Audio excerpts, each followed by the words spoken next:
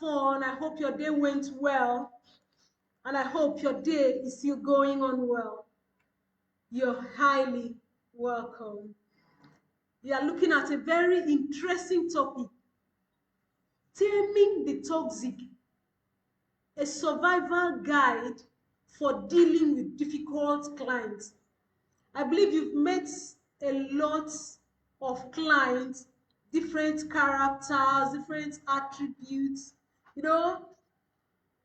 and there's this common adage that the customer is always right. But what do you do when you have a difficult client? What do you do when you have a toxic client?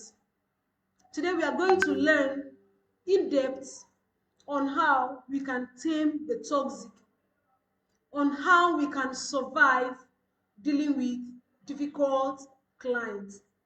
I have a lot of experiences with difficult clients, and I'll share my wealth of knowledge with you all, and I know our class is going to be very worthwhile. You're highly welcome. You're highly welcome.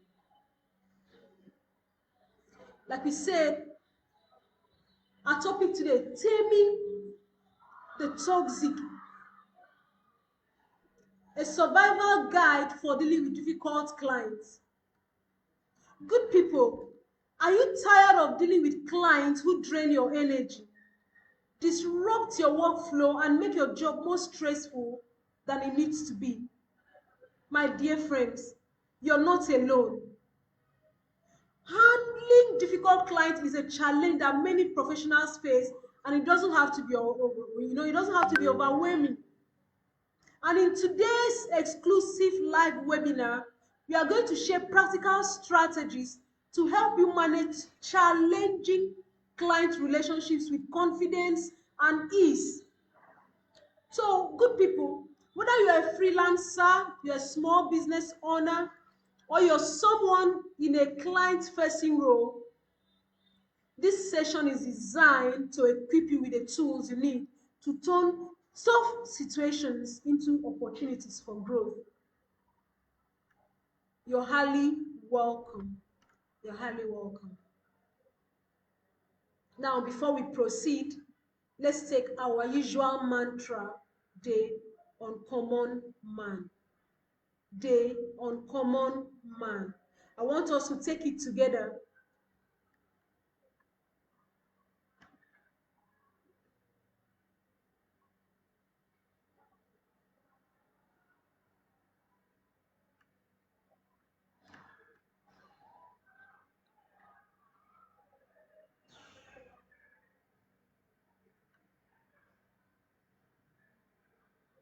Day uncommon man.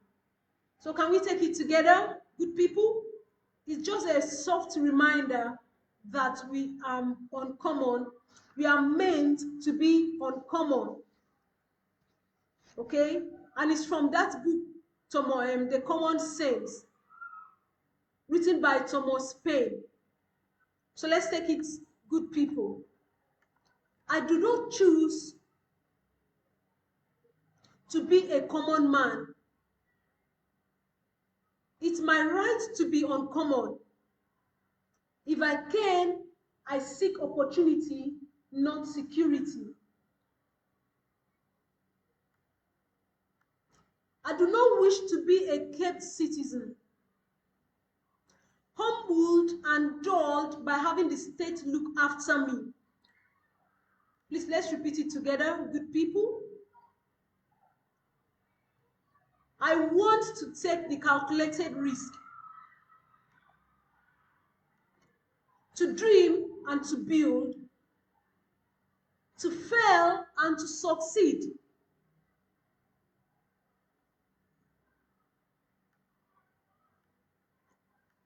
I refuse to barter incentive for a dough. I prefer the challenges of life to the guaranteed existence, the thrill of fulfillment to the stale calm of utopia. I will not trade freedom for beneficence, Know my dignity for a handout. I will never cower before any master, nor bend to any trait. It's my heritage to stand erect, proud and unafraid, to think and act for myself, to enjoy the benefits of my creations, and to face the world boldly and say, this, with God's help, I have done.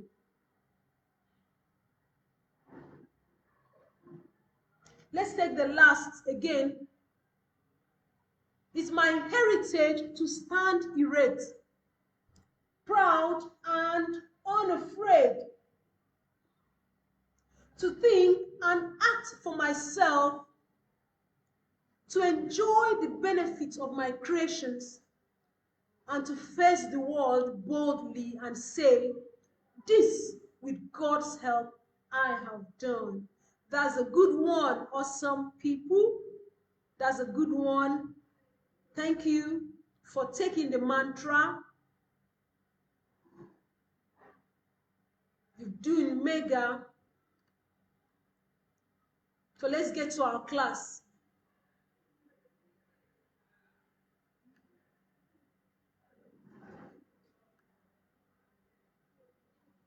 Taming the Toxic, a survival guide for dealing with difficult people. Taming the Toxic, a survival guide for dealing with difficult people.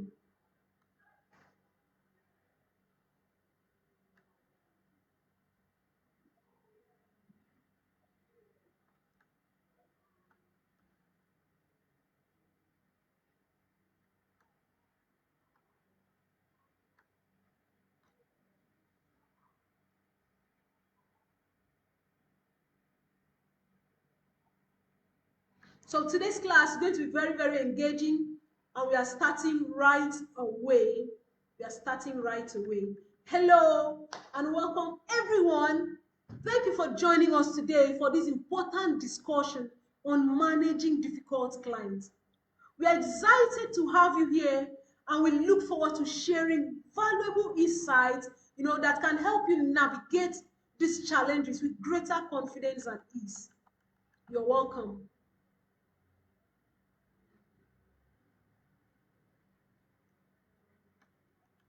This is our agenda for today. We are going to look at understanding toxic clients. How do we identify red flags? Setting boundaries, effective communication, managing expectations, protecting your well-being. We'll look at some case studies, interactive examples. We'll have some session for you to ask questions, for questions and answers, and then we'll summarize our class for today. Now, this is me. For those who don't know me, I'm Enobong Ekarika. I'm a seasoned professional with extensive experience in managing client relationships across various industries. And over the years, have encountered my fair share of challenging clients, and I've laid practical strategies that can turn these tough situations into opportunities for growth. Today, I'm excited to share some of these strategies with you. You're welcome. Let's take a slight music break. Let's take a slight break while we proceed. Okay, while waiting for our music, let's still proceed with our topic.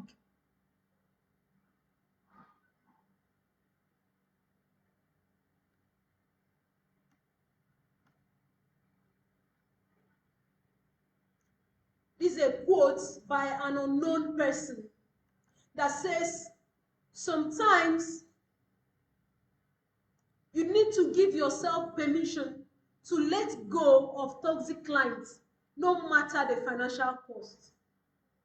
Sometimes You have to give yourself permission to let go of toxic clients, no matter the financial cost. That's something very critical. Now, let's look at what are the challenges of toxic clients. How do they relate and how do they affect us? How does having toxic clients affect us?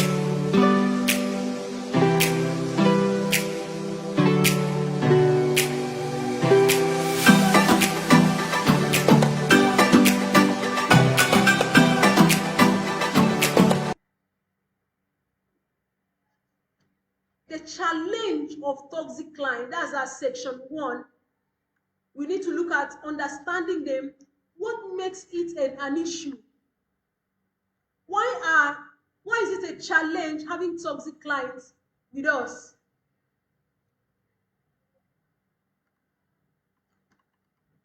Having a toxic client have a lot of negative impact.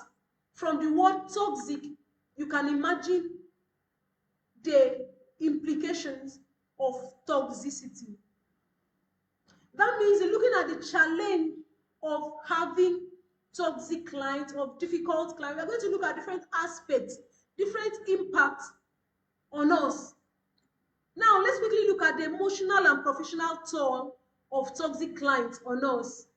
The emotional and professional toll of toxic clients. Number 1 negative impact is increased stress and anxiety. When you have toxic clients, it leads to increased stress and anxiety. There's that constant tension from managing unreasonable demands. You have this fear of potential uh, conflicts or escalations. That's one of the emotional toll of this client, this toxic client. Another one is decreased job satisfaction. Having difficult clients will always lead to decreased job satisfaction, loss of motivation, due to negative interactions, feeling undervalued and underappreciated. It also has a negative impact on mental health, the feeling of exhaustion from emotional labor and maintaining composure, the risks of burnout from prolonged exposure to toxic behavior. That's one of the impact on mental health. Now, strained professional relationships. This can be seen when they are damaged. It brings damage to relationship with other clients or team members, and also impact reputation. It makes your reputation to be at risk due to the challenges of managing difficult clients. Then there's reduced productivity and creativity. When you have difficult clients, that there will be reduced productivity and creativity due to the distraction and time wasted dealing with toxic clients. And then there will be difficulty focusing on other important tasks and projects. Then erosion of self-confidence. Constant criticism or negative feedback from clients can undermine our self-esteem, and doubt about our abilities and decisions may also increase. Then there will be disruption of work-life balance. That means that you will have spillover of stress into your personal life, affecting your relationships and leisure time. And then there will also be difficulty in disconnecting from work due to ongoing issues with clients. Another one is loss of career progression. Time and energy spent on toxic clients may hinder your focus on career growth opportunities, and then missed chances can occur to work on projects that could have advanced your skills or reputations. Then it also has a financial impact. How does having toxic clients affect your finances of the business? The time and resources spent on resolving conflict or managing difficult clients may reduce profitability, and then potential loss of other clients due to negative experiences or focus on the toxic client. Then compromised work value quality. Pressure from toxic client may lead to rushed or subpar work, affecting our overall quality, and then leading to difficulty in maintaining high standards due to constant stress. Then from isolation from support network, which is withdrawing from clients or peers due to embarrassment or frustration. Feeling isolated in dealing with client issues always leads to reduced collaboration and negative impact. Now, it also has negative impact on the team dynamics. How does it does that? Toxic clients can create tension within teams, leading to conflict or reduced morale, and then team members may feel demotivated or stressed, affecting overall productivity. Thank you so much, Mr. Cavill. There's a comment from Mr. Cavill. He says, having a good balance between work and personal life is essential to maintaining overall well-being and productivity. This is very valid point. Thanks so much for your contributions, Mr. Cavill. Now, what is important? Why do we need to address these issues? Why do we need to address issues of difficult clients? We have been able to talk about the impact. Now, importance of addressing it. Number one is preventing burnout. Assessing toxic client behavior can reduce stress and prevent emotional exhaustion, and this will also help you to maintain long-term mental and physical health. Then, maintaining productivity and focus. When you're able to resolve conflict, it allows you to better focus on important tasks and projects, and this leads to more efficient use of your time and resources.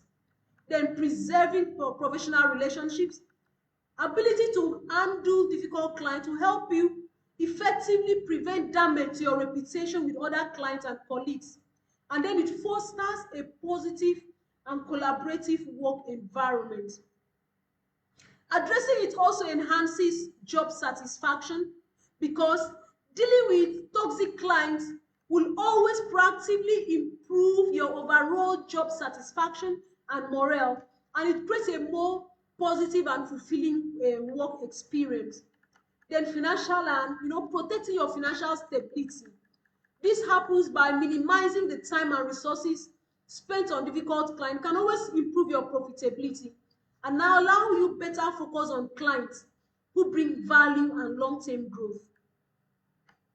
Another importance is promoting personal and professional growth. When you learn to manage difficult situations, it enhances your problem solving and communication skills, and it prepares you for future challenges and opportunities. I can tell you, I've learned to be more patient, have learned to be more conscientious, have my problem solving skills and communication skills had drastically improved, simply because due to experiences I've had with different kinds of clients. Then safeguarding our work-life balance. When we address issues with toxic clients, it helps to restore our balance between work and personal life, and it reduces that risk of work-related stress affecting our personal relationships and well-being. It also improves team dynamics. It ensures long-term success, and it's also an opportunity. Addressing it is a way of empowering yourself, because taking control of toxic situation always boosts confidence and autonomy, and it empowers you to set boundaries and make decisions that align with your values and goals. I hope we are having value. I hope we are having value, good people. Please put in the chat box value. Put in the chat box value.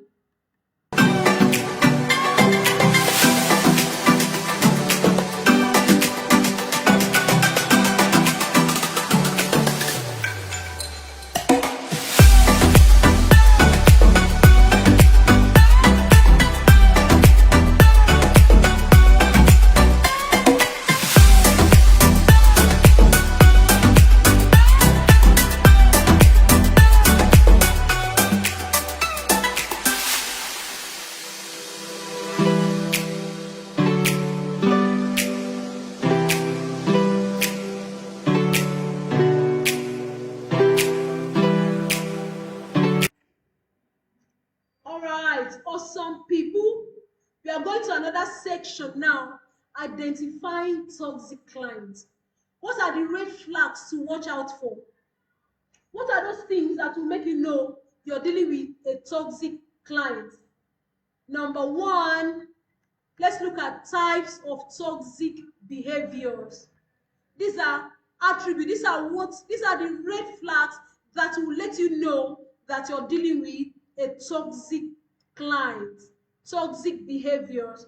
We can see some early warning signs of difficult clients, such as clients who are vague or indecisive about their needs and expectations.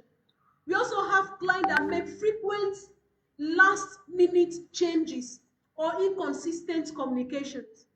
We also have some clients that are overly demanding or they have unrealistic expectations from the onset.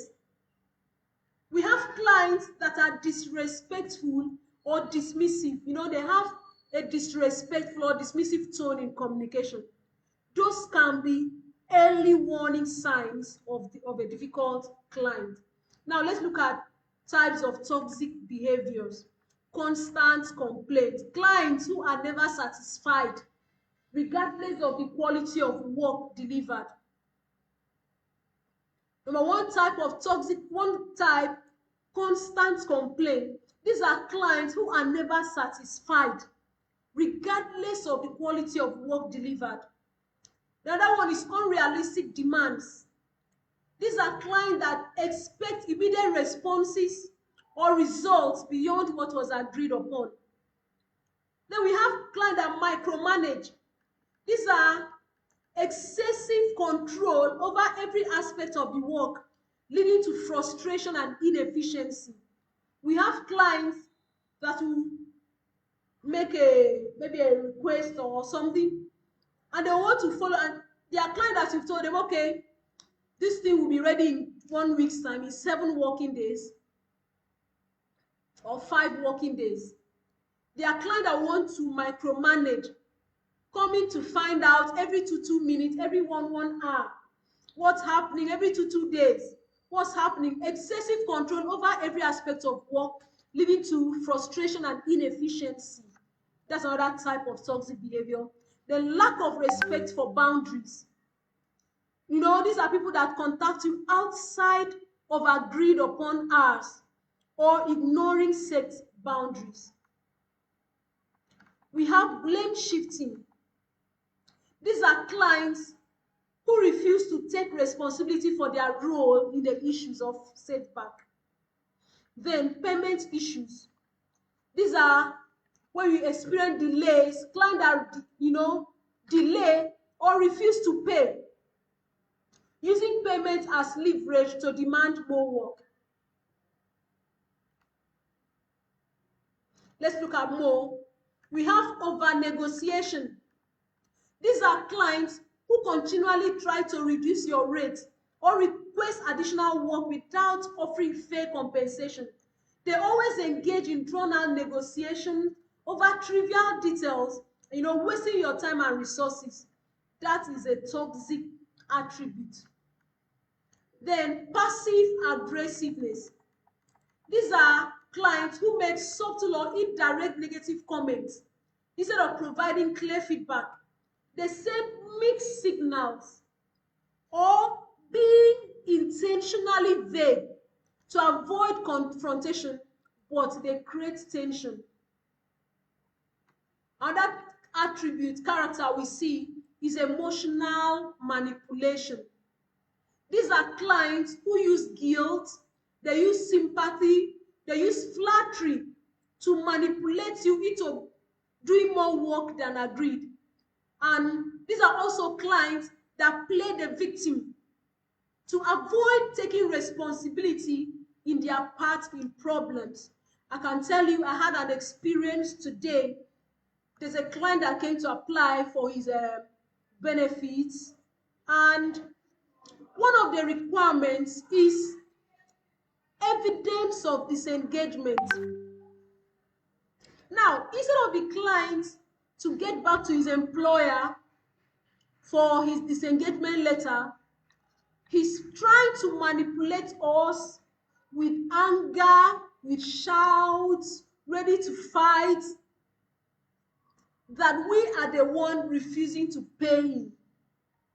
Whereas all we needed is evidence of disengagement. So we have clients that can play on your emotions, they can manipulate you emotionally just to avoid taking responsibility for their parts in problems. Let's look at more types of toxic behaviors.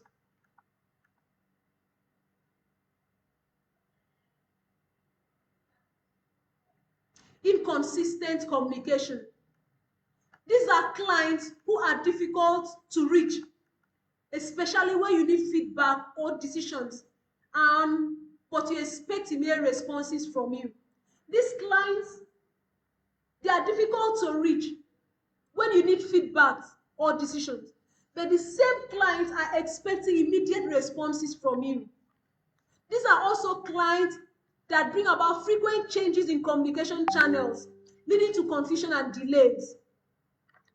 Another one is unreasonable time pressure. These are clients who demand immediate turnaround times without considering the complexity or workload. And then these are people who they also expect you to prioritize their work over all other commitments, regardless of prior agreements. These are signs of a toxic client. Another one is dishonesty or lack of transparency. These are clients who withhold crucial information, leading to misunderstandings and scope creep. They also provide misleading details or omit key facts that affect the project's success. Another type of toxic behavior among clients are excessive complaints about previous providers. These are clients who constantly criticize or badmouth past service providers, which may indicate they are difficult to please. That means if you have a client that is over criticizing a past service provider, that should give you an inkling that this person may be difficult to please. These people use negative comparisons to pressure you into providing more than was agreed. Then we now have another type, failure to respect intellectual property. These are clients who expect to use your work without proper credit, or who attempt to reuse or resell your work without permission. And these people always demand ownership of all work created, even if it wasn't part of the original agreement.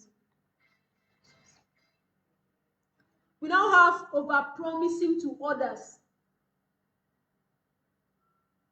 Over-promising to others.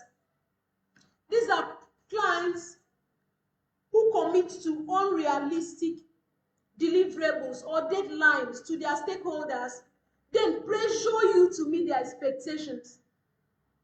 And they push their promises onto you without your consent, leading to undue stress and conflict. Then the last but not the least is lack of appreciation.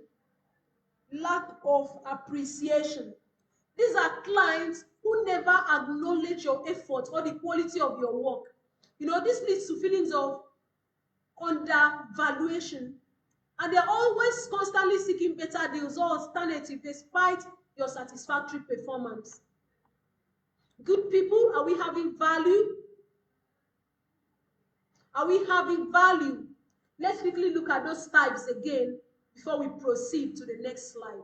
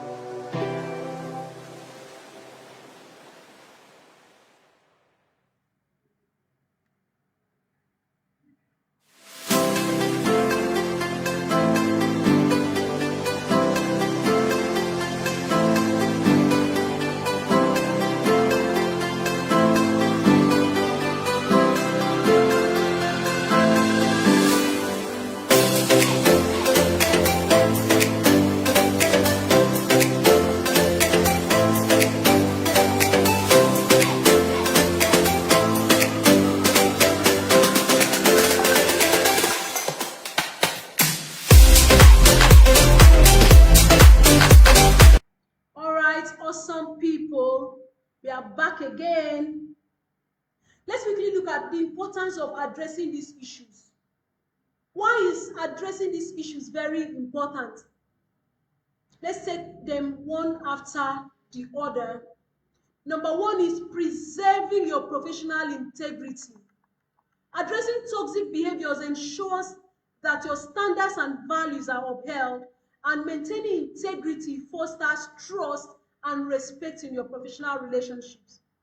Then it also enhances client relationships, because proactively managing difficult clients can transform negative interactions into productive relationships, and clear communication and boundaries can lead to more respectful and cooperative client dynamics. And then protecting your mental and emotional health, because when you address toxic behaviors, you are reducing stress and emotional strain, thus preventing burnout. Then ensuring fair compensation. Dealing with issues like over-negotiation or payment delays, it ensures that you receive your fair payment for your work, and it protects your financial interest. Okay, another one is improving workflow and productivity. Improving workflow and productivity. Resolving conflicts and setting boundaries reduces disruptions and also allows for a smoother workflow. Other importance of addressing these issues is that it builds a positive reputation. When you're able to successfully manage difficult clients, it enhances your reputation as a professional who can handle challenges effectively.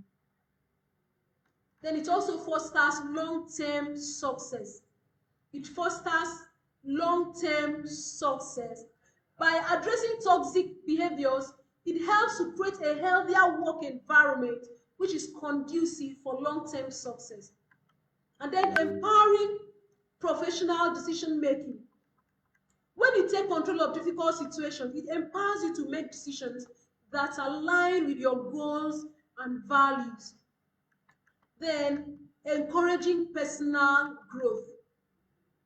When you learn to navigate and resolve conflict with toxic clients, it enhances your problem solving, and communication skills.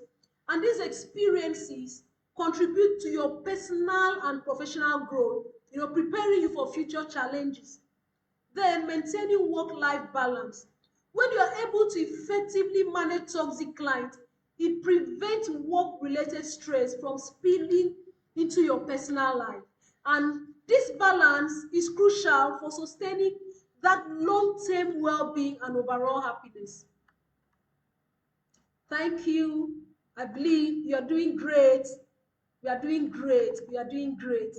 Let's look at the next slide. Let's go to the next slide. Let's look at some case examples or scenarios.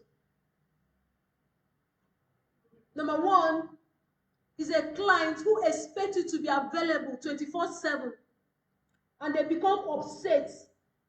They become upset when you set boundaries.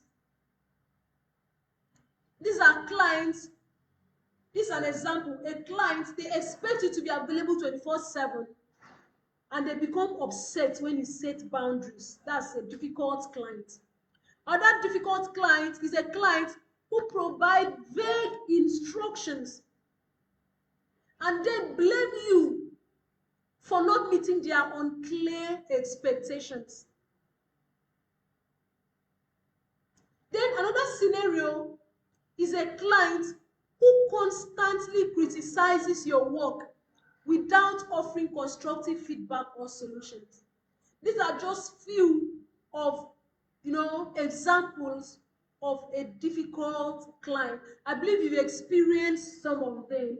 Please, you can put your experiences in the chat box too. Now let's look at this quote by Brain Brown. He says, daring to set boundaries is about having the courage to love ourselves even when we risk disappointing others. Let's take it again. Daring to set boundaries is about having the courage to love ourselves even when we risk disappointing others, by Brown. I believe you get the message. Now let's look at solving these problems of difficult clients. Solving these problems of difficult clients. That is by setting boundaries. By setting boundaries. Establishing firm and clear boundaries. Establishing firm and clear boundaries. So let's go to the next slide. What's the importance? I can tell you that the number one way you will be able to manage difficult clients is setting appropriate boundaries. Why is it important? Why is setting boundaries important? Let's look at it critically. Number one is that it protects your time, it protects your energy, and protects your mental well-being. It also ensures clarity and mutual respect in that client relationship.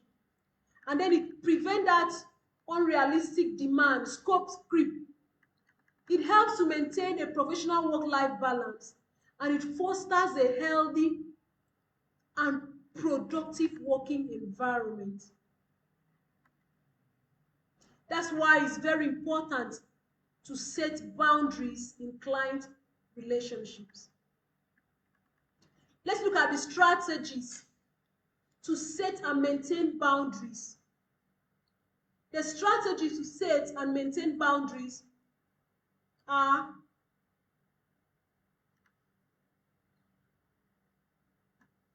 clearly define your project scope. Define your deliverables and timeline from the outset. Define your deliverables, the outline, the timeline from the outset. Then communicate your availability and preferred communication channels up front. Communicate it up front. Establish payment terms and expectations before beginning any work. Then use contract or agreement to formalize boundaries and expectations, and then regularly review and reinforce boundaries as the project progresses. Very, very important. These are strategies to set and maintain boundaries. Let's look at examples of boundary setting techniques. Example of boundary setting technique. Number one is use of written agreement to outline your deliverables, your timeline, and payment terms. They set specific hours for communication and respond only within those times. I can tell you my work hour most times is 8 a.m. to 5 p.m. But I keep having clients that will call me as late as 10 p.m. as late as 9 p.m., 8 p.m., 11 p.m. I still have clients that are calling as early as 5 a.m. Those are difficult clients. Those are toxic clients. But we have to set these boundaries. We have to set these boundaries. That's why it's so important to use specific hours for communication and respond only within those times. Before, I was responding always, anytime a client calls. But I decided to set the boundaries, and I make sure that I respond only within the work hours. And even if I pick a client call, most times I'll tell the client I'll resolve it tomorrow during work hours.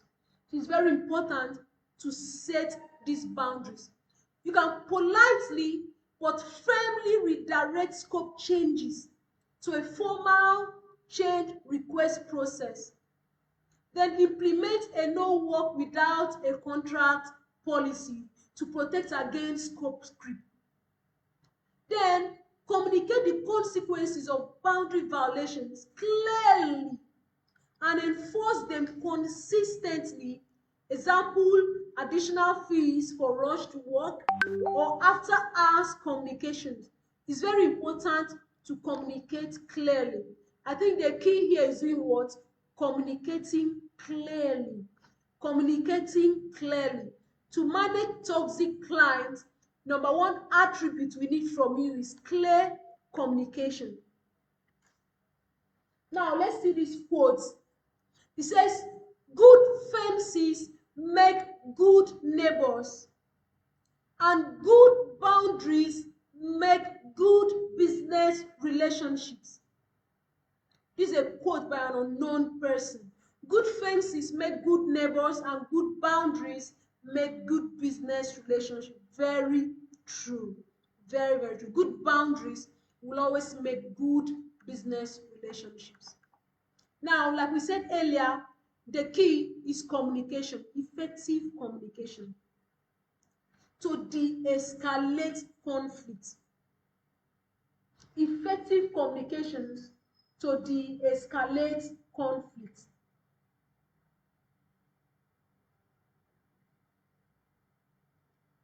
All right.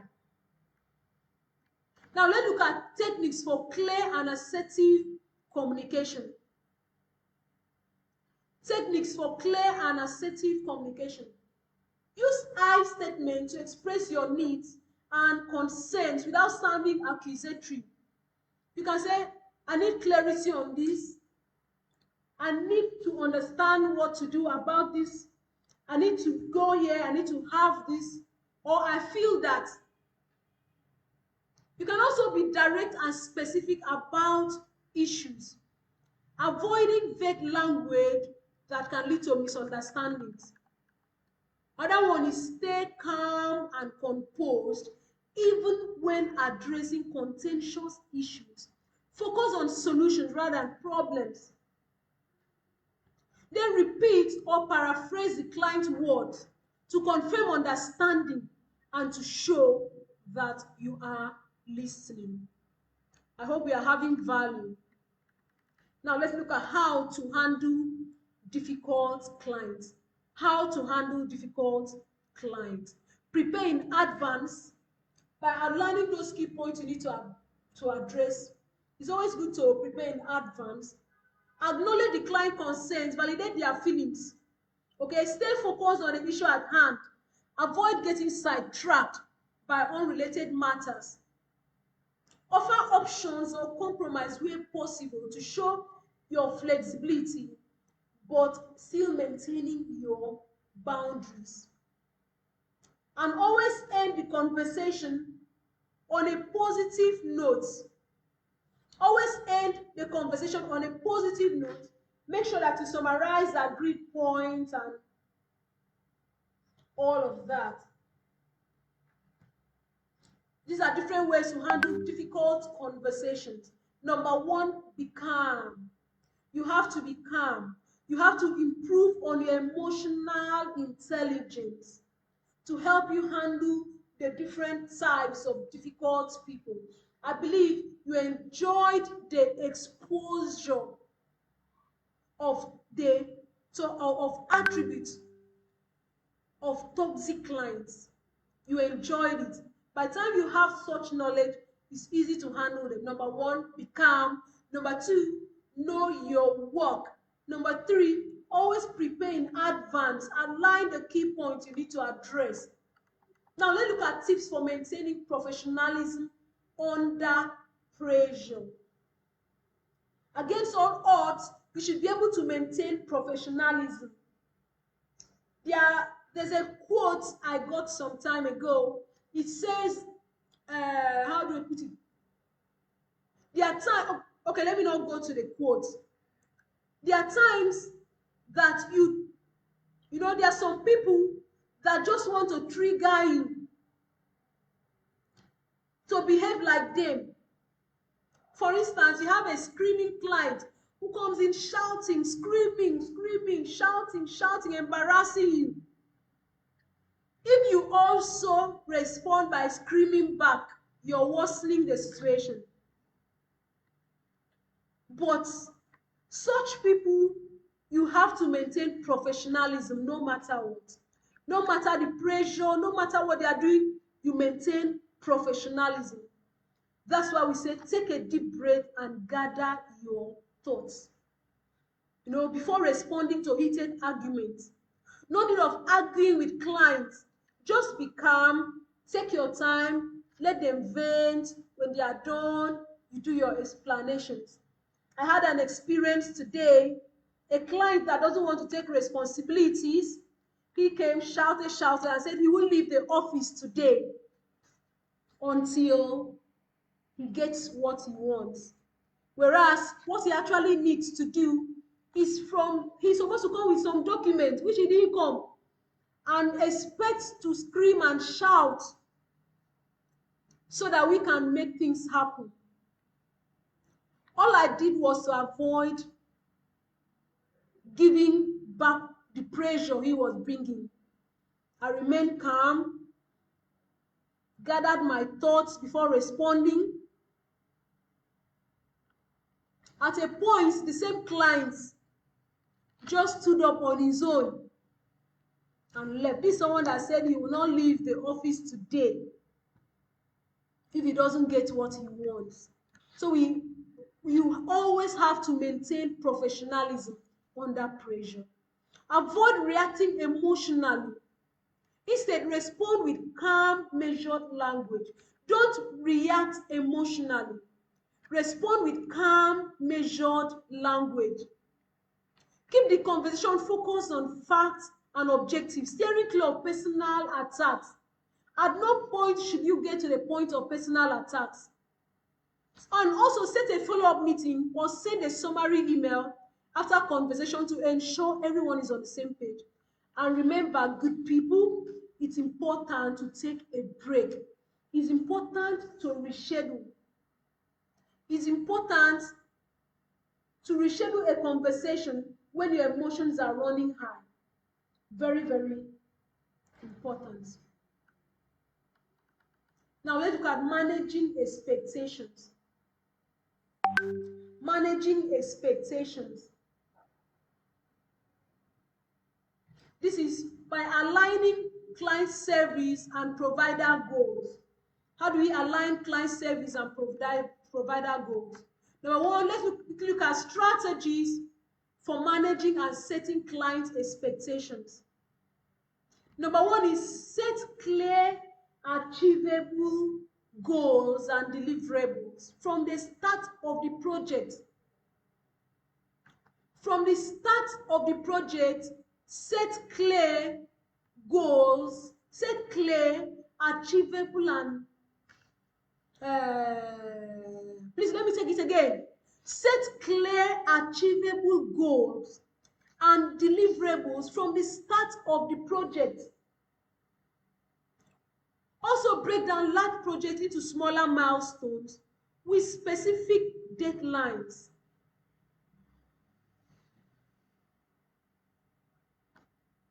And also regularly check with your client to update them on progress and address any concerns. Manage expectations. Make sure you meet your job timeline. Don't put the client under the pressure of following up with you.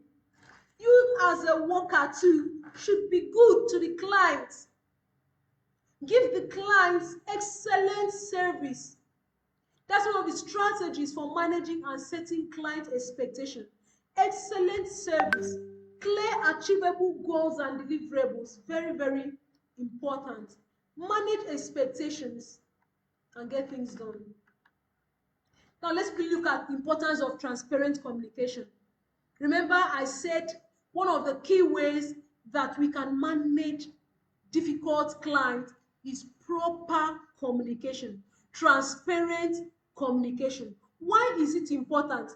It helps you to build trust and foster that collaborative working relationship, and also help to prevent misunderstanding, because it will ensure that both parties are on the same page.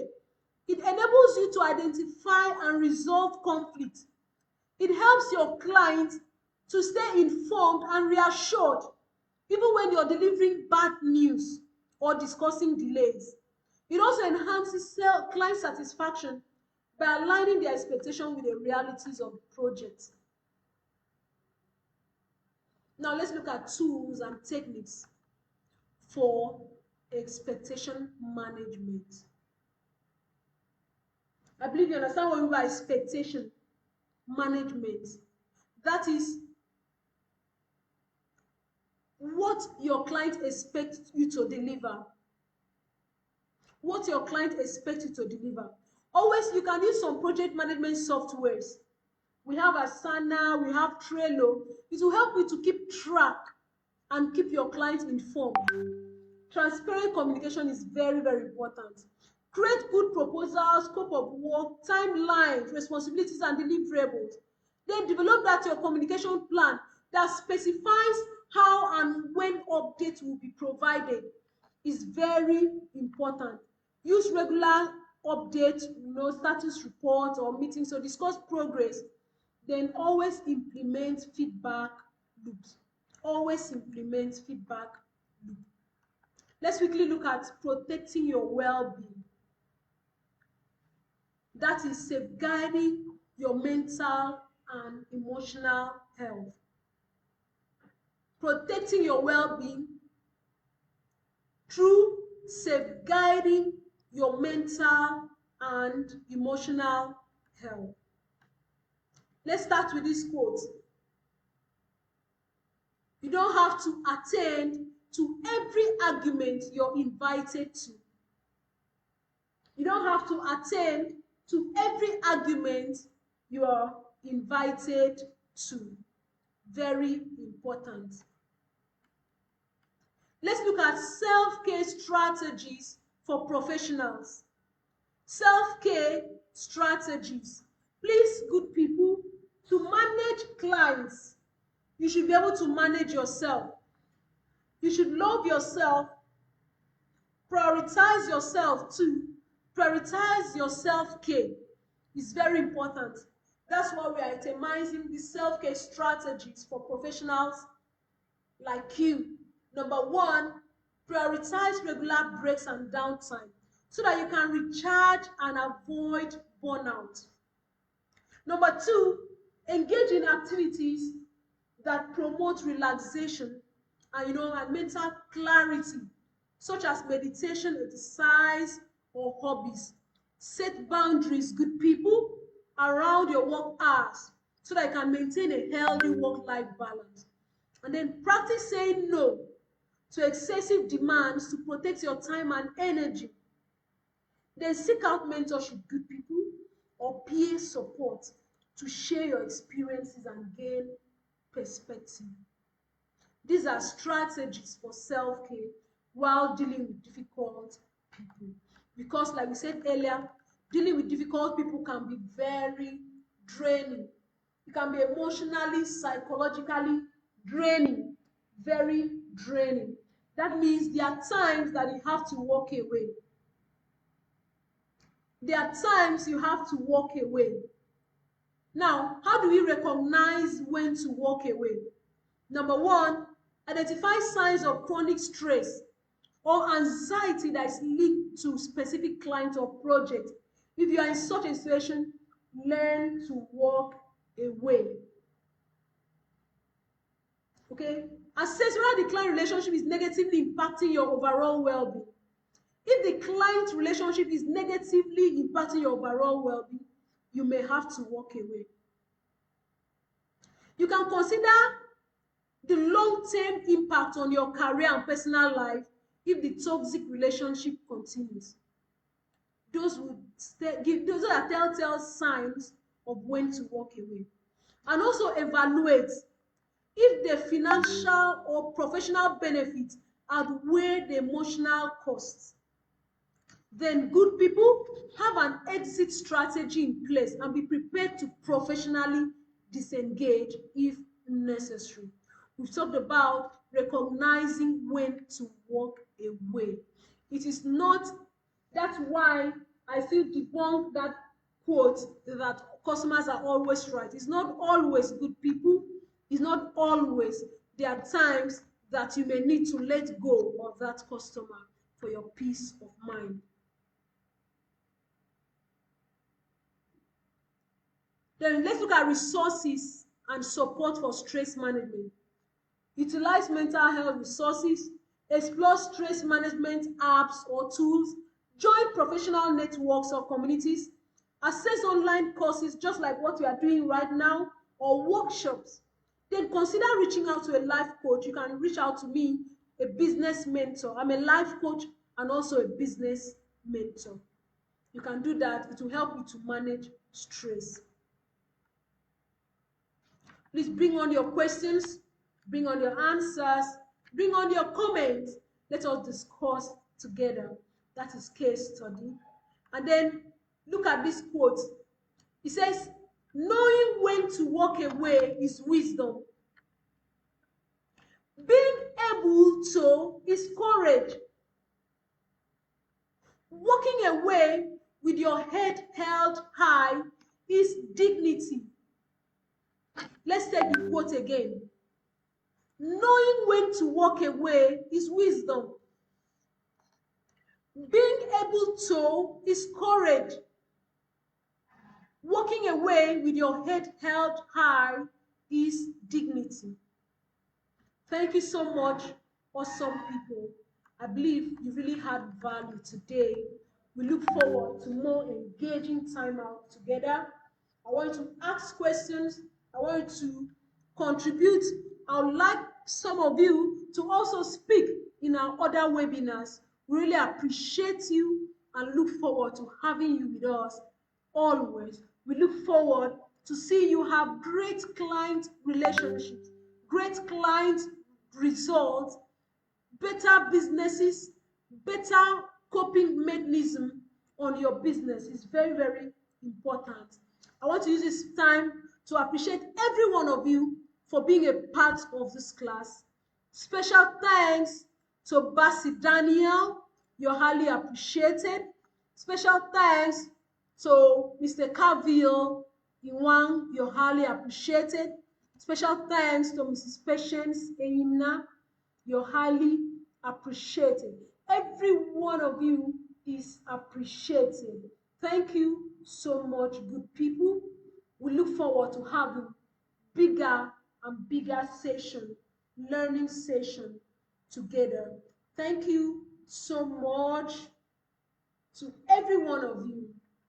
Thank you and do have a very wonderful day. Remain blessed. Awesome.